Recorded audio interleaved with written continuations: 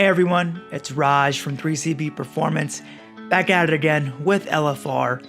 LeBron, when asked about his incredible early season play and the biggest difference between the end of last season and now, has referred multiple times to using the offseason to get what he calls his quote, quick twitch back.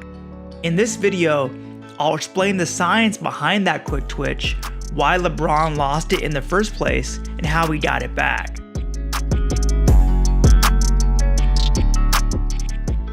Muscles are made up of quote, slow twitch, aka type 1 fibers, and quote, fast twitch, aka type 2 fibers.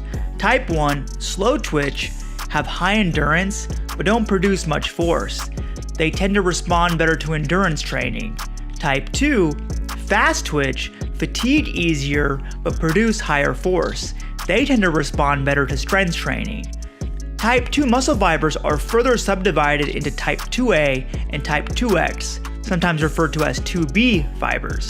2X fibers are the most powerful, but tire the easiest, whereas 2A fibers are not as powerful, but don't fatigue as quickly. 2A fibers are essentially a middle ground between type 1 and type 2X fibers.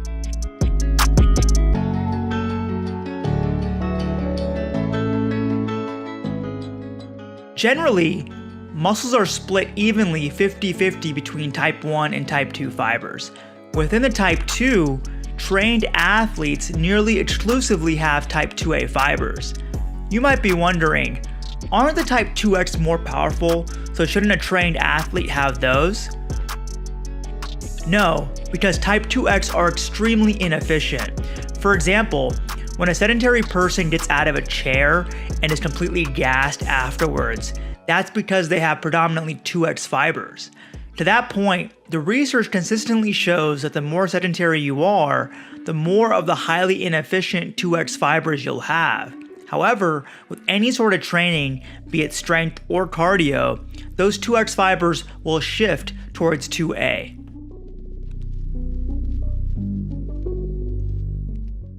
Highly trained power athletes like LeBron will have a higher rate of type 2A to type 1 fibers than the 50-50 ratio I described earlier. For ease of understanding, and this is completely hypothetical, let's say LeBron's baseline is 70-30 type 2A to type 1 fibers. Therefore, when Bron refers to his quote, quick twitch coming back, on a physiological level, it means that he's regained that higher proportion of 2A fibers. That makes perfect sense when we go through his recent injury and return. When LeBron suffered a groin injury, allegedly a grade 2 adductor tear, last Christmas versus the Warriors and missed 6 weeks of the season, not only did his general activity level take a hit, but his level of strength training also took a hit as he was going through the rehab process. Typically during adductor tear rehab, you can return to endurance cardio training much quicker than returning to higher level strength or higher intensity cardio training. As a result of that, and what I mentioned earlier about type 1 fibers responding to endurance training, it follows that LeBron's ratio of type 1 to 2A fibers was shifting back towards the normal 50-50. In other words, he was losing his baseline in ratio of 70-30 quick twitch to slow twitch. As LeBron got back to the court after the injury, his debut coming against the Clippers on February 1st, 2018, it was quite evident that he was missing that extra gear that we've come to expect from the King. LeBron did regain some of that explosive power as he continued to play in games which require short burst, higher intensity movements, along with continuing to progress his rehab to higher level strength training. However, he clearly wasn't the same player. Let's say his muscle fiber ratio was creeping closer to 60-40 by the end of March, early April. The offseason is when LeBron finally had the chance to completely rebuild the strength that he had lost after the injury and progress to his normal advanced training.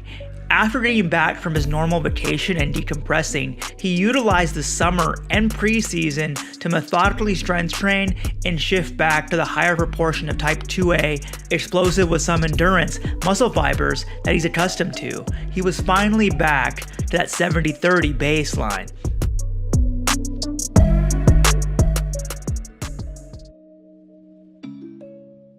The season is certainly young, but the difference between the LeBron that ended last season and the one we've seen this season is readily apparent, whether that's on defensive closeouts,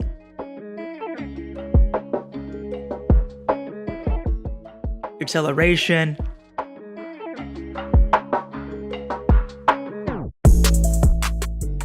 chase down blocks, or hammer snatch your soul dunks. We're all witnessing the return of the king. That's a wrap for this video. Thanks for watching. My goal is to provide you with in-depth, evidence-based, narrative-free analysis. You can always find me on IG and Twitter at 3CB Performance, along with my own YouTube channel where I deep dive into player injuries of all shapes and sizes. Make sure to sub to that channel along with subbing to this one and following LFR on all social media. 3CB out.